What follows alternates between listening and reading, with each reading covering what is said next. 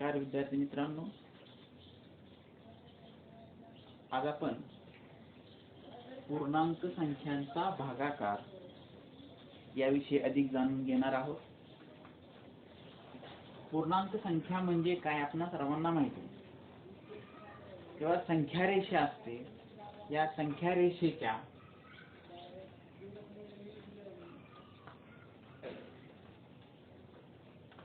उजवीकडे असणाऱ्या हा आरंभ बिंदू म्हणजे आपण 0 हा त्याचा निर्देशक, त्याच्या उजव्या बाजूला असणाऱ्या सर्व धन संख्या आणि डावीकडे असणाऱ्या सर्व ऋण संख्या, ह्या सर्व मिळून आपण त्यांना काय म्हणतो, पूर्णांक संख्या.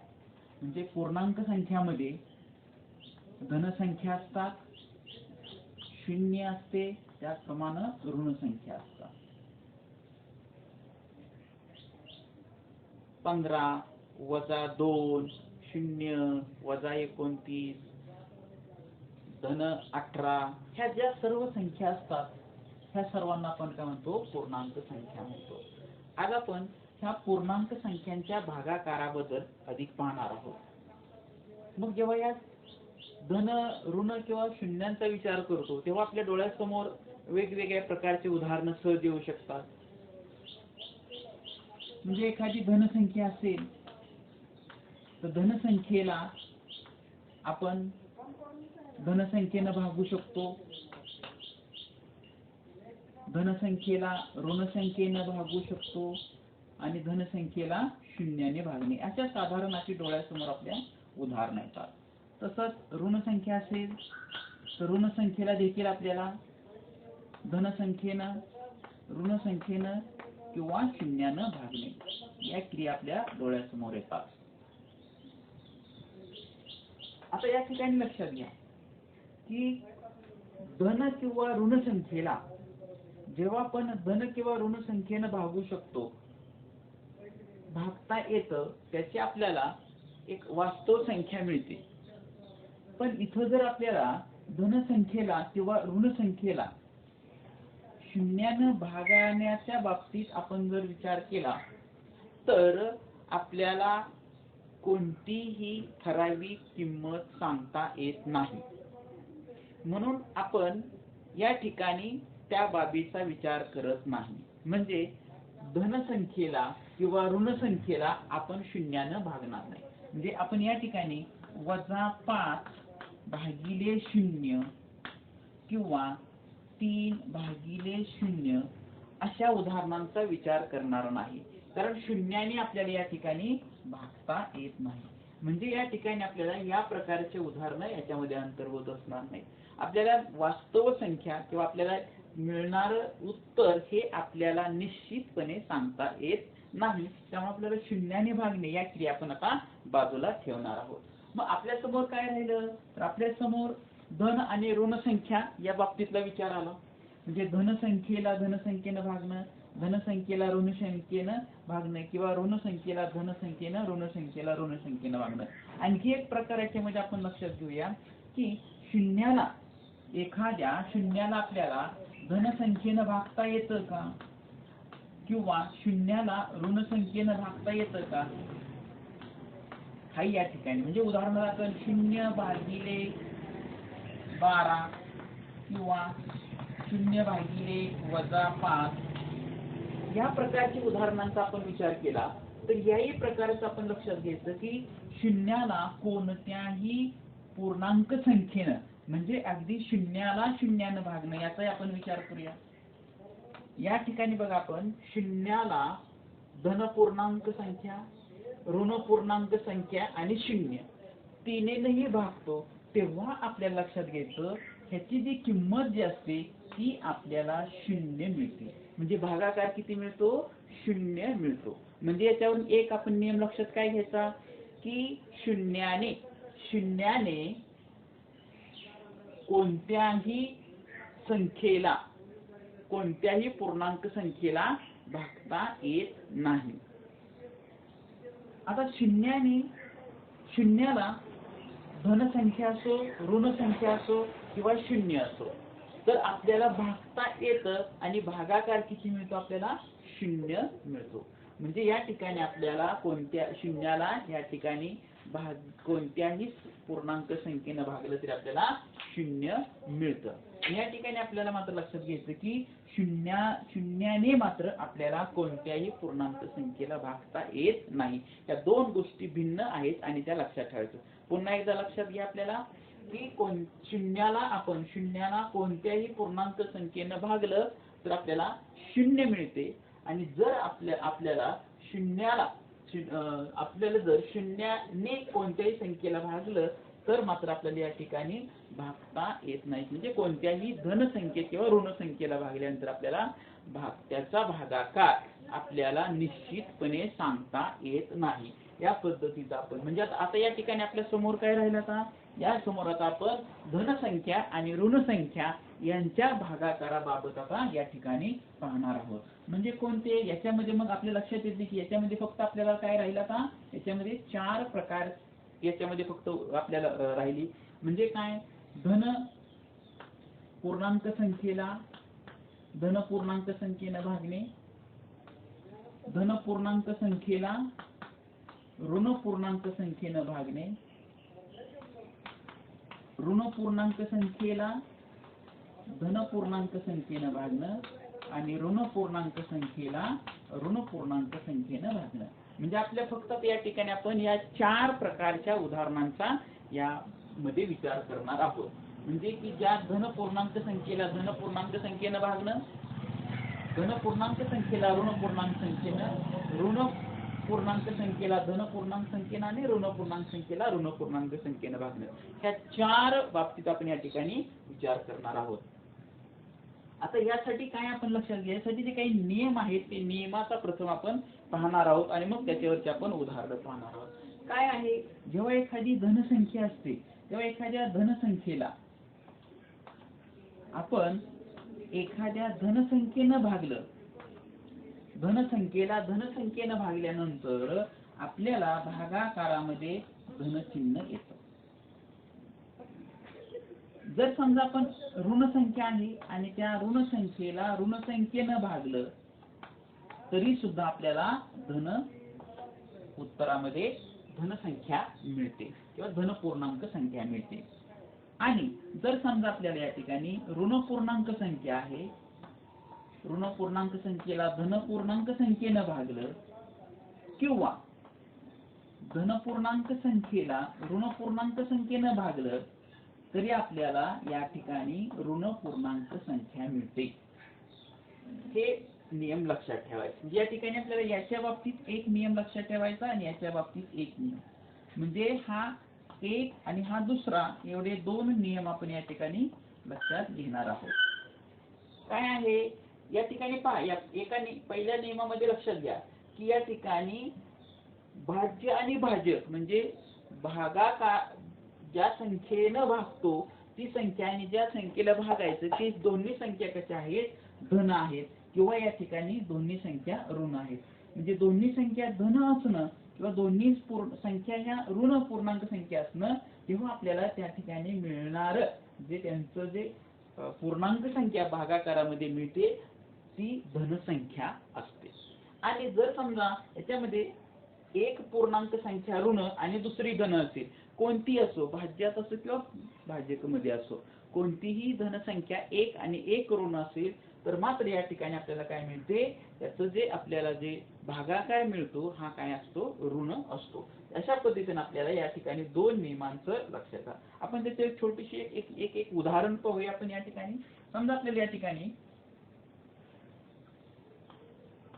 15/3 या ठिकाणी आता बघा 15 ही धन पूर्णांक संख्या आहे, 3 सुद्धा धन पूर्णांक आहे, तेव्हा 15/3 तेव्हा थोडक्यात 15 ला 3 आणि भागणे म्हणजे किती मिळणार आहे 3 5 15 म्हणजे आपल्याला या ठिकाणी 5 संख्या मिळणार आहे।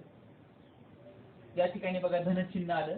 आपण याच्या बाबतीत पाहूया, आता दोन्ही ऋण घेऊया। समजा -15/3 बरोबर आपल्याला या ठिकाणी 5 मिळणार आहे। -15/3 बरोबर 5 मिळेल। आता आपण वजा 15 भागिले 3 याचा विचार करूया. आता 3 आणि 15 भागिले 5 आले आणि या ठिकाणी आपल्याला ऋण चिन्ह मिळणार आहे. आणि आपल्याला आपण 15 घेतलं आणि 15 ला वजा 3 न भागलं तरी सुद्धा आपल्याला काय मिळणार आहे? वजा 5 मिळणार आहे. म्हणजेच आपल्याला या ठिकाणी की भागाकारामध्ये आपण या ठिकाणी पाहिलं की 15 भागिले 3 दोन्ही धन पूर्णांक आहेत. आपल्याला या ठिकाणी भागाकार धन मिळालेला आहे. इथं दोन्ही संख्या दिलेल्या भागाकारासाठी दिलेल्या दोन्ही संख्या ऋण आहेत. आपल्याला तरी सुद्धा धन पूर्णांक हे त्याचं आपल्याला उत्तर मिळालेलं आहे, म्हणजे भागाकार मिळालेला आहे. इथं मात्र बघा एक ऋण आहे एक धन आहे इथं, तेव्हा या ठिकाणी आपल्याला काय मिळतंय? या ठिकाणी दोन्ही मध्ये आपल्याला ऋण चिन्ह मिळालेलं आहे, हे लक्षात घ्यायचं. म्हणजे थोडक्यात आपल्याला इथे सांगता येईल धन भागिले धन असेल तर आपल्याला धन चिन्ह येतं, धन भागिले ऋण असेल तर आपल्याला या ठिकाणी ऋण चिन्ह मिळतं, ऋण भागिले धन असेल तरी ऋण चिन्ह मिळतं आणि ऋण भागिले ऋण असेल तर आपल्याला धन चिन्ह मिळतं. आपल्याला अशा पद्धतीने आपल्याला या ठिकाणी काम करायचं. एक छोटीशी आपण उदाहरण पाहिजे. आपल्याला माहिती आहे भागाकारासाठी आपण 3 प्रकारे भागाकार मांडू शकतो. कोणकोणत्या? बघा आपण भागाकारासाठी आता नेहमीप्रमाणे हे चिन्ह वापरतो, आपण हे चिन्ह भागाकारात वापरतो. त्याचप्रमाणे आपल्याला भागाकारासाठी आपल्याला हे देखील चिन्हाचा वापर करतो आणि त्याचप्रमाणे आपण अंश छेदाच्या रूपामध्ये म्हणजे ही आडवी रेष मारून या ठिकाणी अंशस्थानी भाज्य लिहितो आपण आणि या ठिकाणी छेदस्थानी भाजक लिहितो. म्हणजे या ठिकाणी अंश हा जो असतो तो या ठिकाणी भाज्य असतो आणि छेदस्थानी हा भाजक असतो. आपल्याला माहिती आहे भागाकाराच्या मांडणीमध्ये काय असतं हे लक्षात घ्या, हे पहिल्यांदा लक्षात घ्या. या ठिकाणी काय असतो?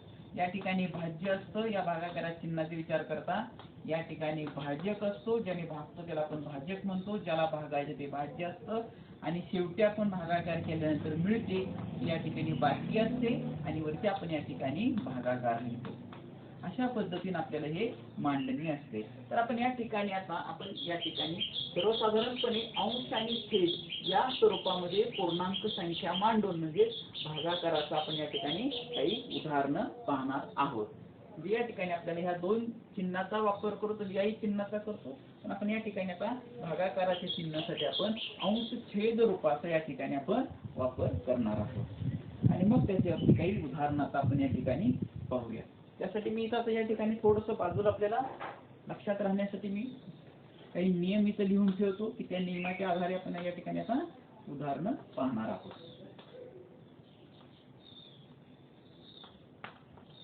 धन भागिले धन किंवा आपण अंश छेदाच्या रूपात लिहूया म्हणजे लक्षात राहील तुमच्या.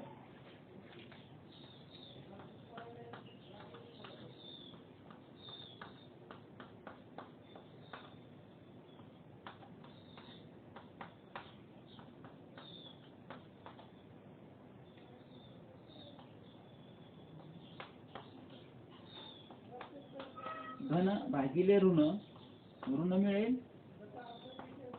ऋण भागिले धन पूर्णांक संख्या तरी देखील ऋण मिळेल. म्हणजे आपण या ठिकाणी आता या 2 बाबींचा या ठिकाणी विचार करून काही उदाहरण आपण सोडवणार आहोत. जेव्हा या ठिकाणी धन पूर्णांक संख्येला धन पूर्णांक संख्येने भागू तेव्हा आपल्याला धन पूर्णांक संख्या मिळणार आहे. ऋण आणि ऋण संख्यांचा भागाकार असेल तरी सुद्धा आपल्याला धन पूर्णांक संख्या मिळणार. तसंच या ठिकाणी आपल्याला धन आणि ऋण किंवा ऋण आणि धन, भाज्य आणि भाजक कोणताही धन किंवा ऋण दोन्ही एक असेल तर मात्र या ठिकाणी आपल्याला भागाकार हा ऋण मिळणार आहे, ऋण पूर्णांक संख्या आपल्याला मिळणार आहे. आता याच्यावरची काही उदाहरणं आपण या ठिकाणी पाहणार आहोत. हेच नियम आपल्याला गुणाकारामध्ये देखील आहेत, आपण यापूर्वी पाहिलेलं आहे. याच पद्धतीने गुणाकार असेल तरी आपल्याला याच नियमांचा म्हणजे गुणाकार, पूर्णांक संख्यांचा गुणाकार किंवा पूर्णांक संख्याचा भागाकार यासाठी समान नियम आहेत.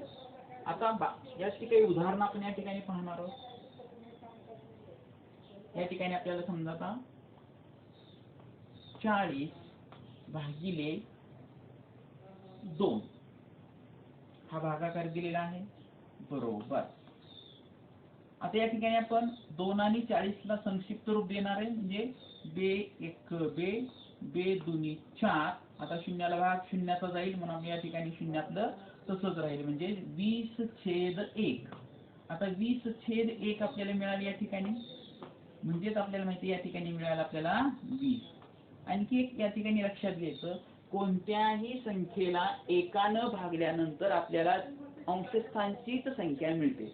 कोणतीही संख्या, कोणत्याही संख्येला 1 न भागले तर आपल्याला तीच संख्या मिळते, हे लक्षात ठेवायचं. म्हणजे समजा आता -30/1 असेल तर आपण ते -30 लिहिणार आहे. कोणतीही संख्या असेल तर कोणत्याही संख्येला आपण जेव्हा एखाद्या एकानं भागतो तेव्हा आपल्याला काय मिळते, तीच संख्या मिळते. म्हणजे या ठिकाणी 1 न भागले आपण लिहित नाही, म्हणजे त्या ठिकाणी का लिहित नाही तर एकानं भागल्यानंतर आपल्याला तीच म्हणजे अंशस्थांची संख्या मिळते. आपण या ठिकाणी 20 लिहिलेलं आहे. अशा पद्धतीने एक आपण म्हणजे आता या ठिकाणी काय लक्षात आलं बघा. आता या ठिकाणी आपल्या ह्या नियमाचा वापर केला की धन संख्येला धन पूर्णांक संख्येनं भागल्यानंतर आपल्याला बघा या ठिकाणी धन पूर्णांक संख्या मिळालेली आहे. आता आणखी एक उदाहरण पाहूया आपण. आता या ठिकाणी आपण -15 छेद -3 हे उदाहरण पाहूया आपण. आता -15 छेद -3. आता या ठिकाणी काय आहे, -15 हे दोन्ही संख्येला ऋण चिन्ह आहे. आता या ठिकाणी आपल्याला नियम माहिती आहे की जर भागाकारामध्ये अंश आणि छेदस्थानी किंवा समान पद असतील तर निघून जातात, तसं हे वजा चिन्ह निघून गेलं. आणि आता 3 आणि 15 ला भागूया. 3 1 3, 3 5 15, म्हणजे आपल्याला राहिलं 5/1, म्हणजेच आपल्याला या ठिकाणी 5 मिळालं. आता इथं तुमच्या लक्षात आलं असेल या ठिकाणी बघा दोन्ही ऋण संख्या आहेत भागाकारामध्ये, तर आपल्याला धन पूर्णांक उत्तरामध्ये धनचिन्ह आले. तसंच या ठिकाणी जर धन असेल तरी धन मिळालेलं आहे. आता आपण आणखी 2 उदाहरणं पाहूया. आता या ठिकाणी पहा की जर समजा आपल्याला या ठिकाणी 20 छेद -10,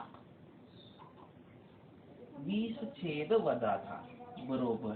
इथं काय होईल, आता 10च्या पाड्यामध्ये 20 आहे किंवा आपण इथं काय करतो, एकस्थानची 0 आहेत, एकस्थानचं 0 घालवतो किंवा 10 1 10 आणि 10 दुनी 20, म्हणजे या ठिकाणी 2 छेद -1 मिळालं. आता हे छेदस्थानी -1 आहे, पण आपल्याला ते या ठिकाणी छेदस्थान एकाने भागल्यानंतर तीच संख्या मिळते, त्यामुळे हे वजा चिन्ह आपल्याला असं लिहिता येईल.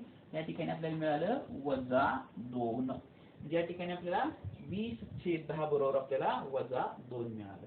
आणखी एक उदाहरण आपण आता या ठिकाणी आपण पाहणार आहोत. आता बघा या ठिकाणी आता समजा 33, आपण हे -33 घेतलं, छेद 11 लिहूया.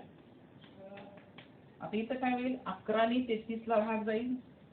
11 1 11, 11 त्रिक 33, म्हणजे अंशस्थानी आलं -3/1, म्हणजे या ठिकाणी -3/1 म्हणजे आपल्याला एकाने भागलं तर अंशस्थानची संख्या मिळते, म्हणजे मिळालं -3 मिळालं. म्हणजे आपल्याला असं झालं की या ठिकाणी बघा आता या नियमांचा आधार घेऊन किंवा या नियमानुसार आपल्याला या ठिकाणी ही उदाहरणं आपण घेतलेली आहेत. काय पहा, या ठिकाणी दोन्ही धनसंख्या असतील तर त्यांचा ज्या पूर्णांक संख्यांचा भागाकार धनसंख्या येते, म्हणजे धन पूर्णांक मिळते.